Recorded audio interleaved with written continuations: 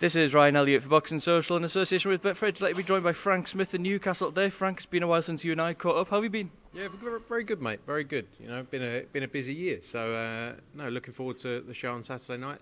Great show. Ritson back headlining in front of a crowd. Not quite what we're used to, but we're moving in the right direction. We've seen the fans in Gibraltar to a certain extent. We've seen those big Canelo crowds out in the States as well. 1,000 people in there. I'm sure it'll sound like a lot more on Saturday. Some atmosphere, I'm sure it'll be, Frank. Yeah, it'll make a lot of noise. They'll make a lot of noise. You know, we know what it's like when we come here. We're normally used to 10,000 at the Metro Radio Arena. Unfortunately, not quite in a space where we can do that just yet. But like you say, 1,000 people, they'll make a lot of noise, and you'll hear them. You'll know they're there. Lewis Ritson, Jeremiah Ponce, IBF final eliminator this Saturday night. We've seen South Americans, Central Americans as well come over in the last year or so and really fancy their chances and spring a few upsets along the way as well. How important is it that Lewis has switched on, particularly in the early rounds on Saturday night? Yeah, definitely. You know, I think he's 27-0, isn't he, Ponce? He's got a great record. Tough fight for Lewis, and you know, I think some of the fighters during the lockdown series of events, you know, that they quite enjoyed having no fans. I'm not sure it really worked for Lewis because he's so used to that atmosphere getting behind him, the noise they make, and I think just having 1,000 people back in there will make a big difference to his performance. And, you know, I think he looks in a great place. You know, seeing him yesterday, he looks well, and but big fight for him because from here there's some big opportunities. You said there Lewis was one of the fighters that really seemed to miss the fans. He's very flat in that Miguel Vazquez fight, and obviously we saw all the outrage at the scorecards afterwards. Do you think that was one of the main contributions to Lewis's performance that night, not having any fans there? Yeah, I think so. You know, like I say, some fighters I think enjoyed it. Others, like Lewis, I think thrive off of the atmosphere. You would do, wouldn't you? Can you imagine being an athlete and walking out to that and thinking, "Wow, this is what gets me going. These people are here to see me." You know, it must be very difficult. I'm not saying that's the only reason, but I can imagine that made a big difference. But you know, he's got the opportunity to get a big win here, and as I say, then move on to a massive fight. You know, he becomes mandatory for Josh Taylor's belts. That'd be a huge fight, wouldn't it? So, you know, it's all on him. There's a lot of pressure on him, of course, but I think he'll show us a great performance.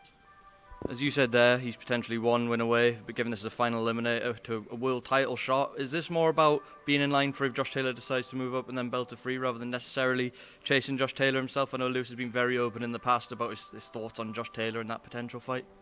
I don't think it's about charity. Yeah, I think for him it's about winning and going on to win a world title, whether that's against Josh Taylor or it's against whoever it needs to be. Where if the belts open up, then so be it. So, but you know, the opportunities for him to go on and win a world title, and how great would it be to do that in front of a packed audience here? Is it something you guys have talked about if he does move in line for a world title shot, not only having the arena, which Lewis Ritson can fill when we're not in this pandemic, but eventually going right over there, you can see it across the city, St James's Park? Great stadium, and he could feel that. You know, there's not many people who could feel a football stadium, but you see what he brings along to a normal fight night event with a world title behind it. I truly believe he could feel that stadium. It'd be unbelievable. Just talk about the undercard quickly, Frank. Firstly, Alan Babbage is back against Damien Chambers. A bit late notice, but Damien Chambers and Matthew Hatton, I spoke to them yesterday, and they both really fancy this fight. Could be a brilliant fight Saturday night. Yeah, really good. Damien Chambers looks really chilled, cool, looks in good shape. Alan Babbage obviously had a period out through injury, but you know, good to have him back because he's a great character, and you know, it's going to be an interesting fight. Can't wait for that one. With Alan, if he avoids any slip-ups and avoids any injuries after coming back from an injury layoff, could we see him at fight camp? Possibly, yeah. We're just working through some of the fight camp cards now, so I think that's a possibility. If not, you know, sort of September time as well. Elsewhere on the card, there's a lot of Northeast fighters, as you'd expect. We've got Thomas Ward looking to stay on track for trying to hunt down that elusive world title shot. Also got Joe Laws looking to get back to winning ways. Cyrus Pattinson, the start of his journey as well. April Hunter. Still got a lot of talent in the amateur scene as well. How excited should the Northeast fans be about the future with all these fighters we got coming through and making their way now? Yeah, look, there's a lot of talent here. You know, the names you mentioned there. I'm looking forward to Cyrus Patterson's professional debut. It's been a long time coming. I think we initially started talking to Cyrus back in 2020, and then COVID hit, etc. But no, excited for the start of his pro journey. April Hunter's back, as you say. It'd be interesting to see how Thomas Patrick Ward looks. I don't think he's boxed since Asomba, has he? and that was back in October. Obviously, same card as Lewis. So yeah, looking forward to that. And then some of the talent coming through the GB ranks as well. You've got like the McCormack twins, who everyone's talking about. You know, they are in their own right brilliant characters, and they're going to be a lot of fun, I'm sure. But now they've got the Olympics ahead of them first, and then there's a big future ahead of them, a future for them here. This is, of course, the end of an era this weekend, Frank. You've signed that groundbreaking DAZN deal over here in the UK. This will be your last show with Sky Sports. Has it kind of sunk in at all yet that this is the end of that journey and the start of a new one on Saturday night? Yeah, look, you know, we've had a great relationship with Sky. You know, we'll continue to work with Sky with Anthony Joshua when he fights Usyk, touch wood, that happens later in the year. We've got good relationships across a number of sports, but, you know, we feel like it's an exciting move. It's the right step to take, and we can't wait for the DAZN journey to start. You know, we've worked with them for a long time now across a number of different territories, and coming into the UK, we think we can make a huge impact on the market. It's exciting. It is, you know, it's the way people are, you know, taking in their sport now, and it's a great platform, and can't wait to get started with that. You know, all kicks off with Fight Camp at the end of July. With Fight Camp, we're expecting that full schedule to be formally announced on Monday. It was, of course, informally announced yesterday on Twitter in a photo taken by yourself of Eddie Hearn and a fan. Firstly, just to go back to that, what was your guys' reaction when you looked on Twitter and saw that provisional sort of lineup had been leaked by accident? The master plan worked. I made sure it was in the picture, and I don't know who found the train guy, to be honest. But you know, there's still work being done on the cards. As you say, announced Monday. Really excited for it. It's going to be 10 times bigger and better than it was last year. In the days since you announced that DAZN deal, what has the response been like from fans and the wider boxing public as well in general? I think it's good. I think people are excited. They've seen what DAZN have done in other territories. You only have to look at their key markets and what they've put together. And there's huge opportunity in the UK. You know, they've already done great with the likes of the Callum Smith fight, Billy Joe Saunders fight, which have been obviously in the US but broadcast back in the UK. And I think the fans are excited for something different. You know, we've got the opportunity now with the production. Matchroom Media are going to be doing the production to try different things and, you know, listen to what the fans want, what the fans like. And, you know, if things don't work, we try something different the next week. So it's exciting for us as a business. You know, we've been obviously been with Sky for close to or over 25 years. I've been involved in the boxing side of the business for 10 years. You know, we never get complacent as a business. It's constantly right. Next, go. What can we do now? And this just adds to that. You know, we've got an opportunity to do something huge here. And like I say, July 31st, it all gets started. We announced the Mexico partnership with DAZN, Canelo, and Eddie Reynoso, Canelo Promotions. So that just shows, you know, where we're looking to go with this. We want to become, you know, sort of a global powerhouse of boxing. We already are the number one leading boxing promoter in the world, and now it's about growing the sport of boxing and taking it to another level. You mentioned there Matchroom Media are going to be sort of handling production and stuff like that. Fans have been sort of speculating and having their own say on who they want to see in the commentary teams and the punditry teams. Have you guys made any sort of decisions yet on anything like that?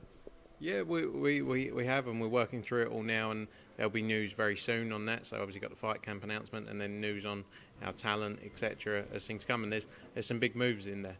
And excited for that because I think, you know, it needs a shake-up. All these things need a shake-up. It can become stale if you keep doing the same thing over and over again. And this deal gives us the opportunity to do that. So, you know, we've always had our views on what could be done differently, and now's the opportunity to show that. And, you know, hopefully the fans will enjoy it. And obviously, as always, we'll take on board the fans' opinions as we go along. You know, it's a learning process, isn't it? So I'm sure there's going to be things that people have an opinion on, and we'll continue to listen to those. Yourselves will be working with DAZN here in the UK as well as global.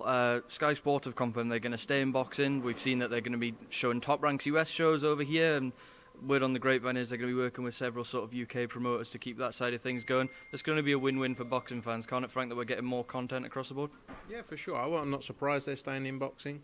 It'd be interesting to see what moves they make. I think they're announcing it soon. I know you mentioned Top Rank and a few other bits and pieces, so it'll be interesting to see the detail of that. Ultimately, the more people involved in boxing, the more the competitive nature, the better. It means the fans are going to get better quality fights, better quality nights, and that's most important. You know, we believe we we've shown what we can do over the last 10 years, and we'll continue to grow that and build on that. But yeah, good luck. Like I say, we've had a great relationship with him. There's no hard feelings. Obviously, it's a big move for us. But yeah, I'm not surprised. Like I say, they're staying in boxing as the platform they are. Just to come on to Joshua-Usyk, Frank, Alex Krasuk was doing the media rounds a couple of days ago. He says a deal could be reached within a week. He feels very confident. Eddie told me yesterday that terms are agreed. It just needs to all be ironed out now in the way of contracts, etc. Where are we with that? Is the Spurs Stadium the front runner? Could it still be Wembley in September? Yeah, look, we're looking at a various number of sites. Spurs is one of the front runners. Obviously, we looked to do the Pulev fight there last June. Before that got cancelled after COVID. Great stadium. We've had a long-term relationship with Wembley as well. The London Stadium as well. But in terms of the Usyk deal, we're moving in the right direction. Everything's going well, and I think we'll see that fight. I think we'll hopefully get that announced in the next couple of weeks. But it's an exciting fight. It's a great fight for AJ. And AJ, it just shows again and again that AJ's not afraid of taking on any challenge. I know he's a mandatory challenger, but many people say that he'll vacate his belts, blah blah blah. AJ wants to become the undisputed heavyweight champion of the world, and whatever that takes, whoever that's against, he's willing to do it. We're not going to get Joshua Fury, but as you said, Joshua-Usyk's close, which is a good fight. We're getting Fury Wilder 3 as well. Which fight do you think is a bigger potential banana skin out of those two for the current heavyweight champions? I think Fury Wilder, personally. I think Joshua-Usyk's a brilliant fight. You've got the former undisputed cruiserweight king coming up, who everyone says is going to do a job in the heavyweight division. I think AJ's learnt so much over the last few years. He's improved so much, and I think it'll be a great fight. But I think AJ gets the win. I think there's with Wilder Fury, Wilder always holds that big knockout power, one punch, doesn't he? And he sort of was written off. He lost that fight against Wilder, and then this guy who's won 40 fights or something like that, and he's then written off overnight as just this no ability, and he's finished. So I think it's a riskier fight for Tyson Fury. I think that whatever happens, if Deontay Wilder wins, AJ wants to become undisputed heavyweight champion of the world, and then that's where the eyes move to. Final one on Joshua Fury and all things around it. I don't know if you saw Bob Arum's comments overnight. He said that Eddie Hearn ruined everything with regards to Joshua Fury by taking too long to get certain things over the line. Could I just get your thoughts on those comments if you saw them? Yeah, I did. I saw that. I think Bob Arum didn't do anything. So if Eddie ruined it, then Bob Arum didn't do anything at all. Eddie was the only person really pushing to make the fight happen. The Saudis we have a great relationship with. We worked with for a long time, obviously since the Ruiz fight. I sort of take everything Bob Arum says with a pinch of salt. Depends what day you get him on, doesn't it? And what opinion he has. But look, all I can say is we couldn't have done anything more. We wanted to fight. AJ wanted to fight from day one. So we sort of go around in circles, don't we? Throughout saying he said, she said. Literally, we wanted to make it happen. We had the deal. It was all done, and we did our part. Can't say anything else. Still confident we see that this year? Both men win the next fight? Joshua against Fury, or you see Joshua Wilder. I think AJ is not going to sort of run his career around other people. He's the biggest star in heavyweight boxing, and probably the biggest star alongside Canelo in boxing. And he's not going to be waiting around for what other people do, because he doesn't need to. He sells out 70,000 seater stadium. He breaks pay-per-view records time after time, and these other people can't sell out stadiums, can't break pay-per-view records even in their biggest fights. So really, AJ's the one that's relevant in this, and the rest can go and play out what they need to do. And AJ will be, over a period of time, become the undisputed heavyweight champion of the world and create a legacy. Just to come on to Canelo, Frank, Boxing Social's Andy Perwell. Shout out Andy Perwell. Caught up with Caleb Plant last week out in America. He said he's very confident that this fight is going to happen next. He said that official negotiations hadn't really begun. Where are we with that fight, though? Yeah, we're working through it. We're dealing, Eddie's speaking closely with Canelo and the team, and hope to have, be working through that back and forth in the next few days. As he said, I think we'll look to make an offer to Caleb Plant. I'm sure there'll be a reciprocal offer back, and then work from there. But as I say, Canelo is a another one who is on another level, and he will drive how this plays out, I think. It's an exciting fight, another undisputed fight, one we all want to see, and I believe he does the business on him and moves on and carries to show his dominance within the sport. Billy Joe Saunders went on TalkSport yesterday morning, Frank, after that Canelo fight, and he said it's 50-50 whether he'll retire or whether he'll fight on. Do you expect we'll see Billy Joe Saunders in the ring again, though? I think with Billy, it depends on the fights that are there for him. I think he's one of those people he needs to be up for. I know it's silly to say that he needs to be up for the big fights, but some people, it doesn't matter who they're fighting, will be this.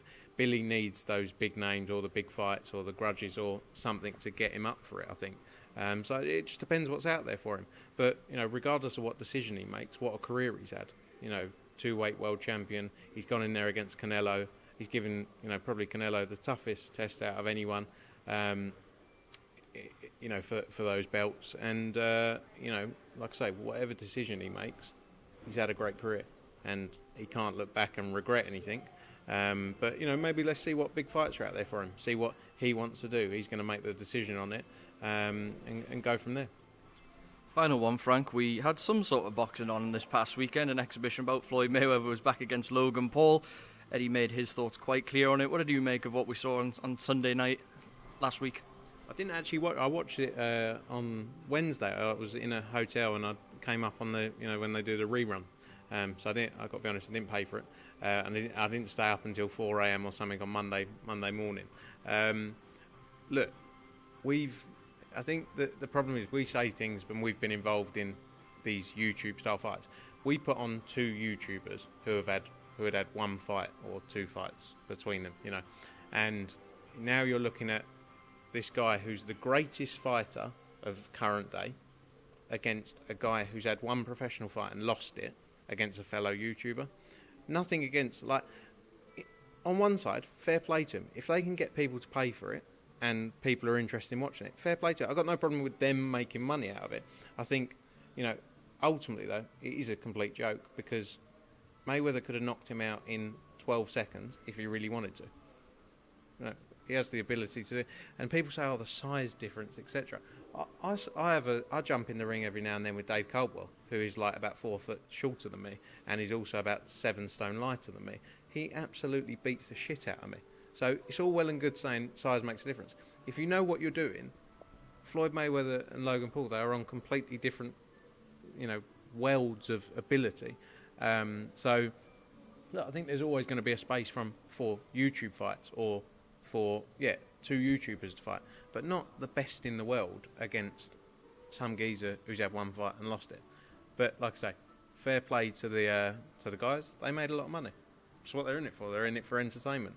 But it's not entertaining because if you tune in and watch that, you go, "I watch it." I was thinking, "What? This is a load of shit," basically.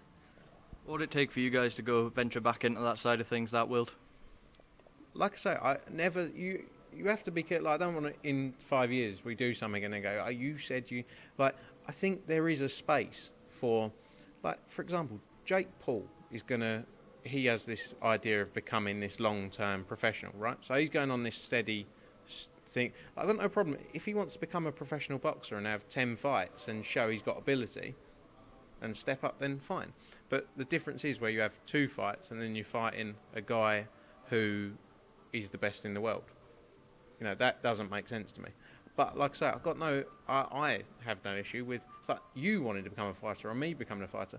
People would laugh and go, "What a joke." But if I wanted to try and do it and put the effort into it, I've got as much right as the guy who's been in the amateurs, and it may take me longer. I may be useless. I may lose. But I think there's always going to be a space for it, but it has to make a little bit of sense.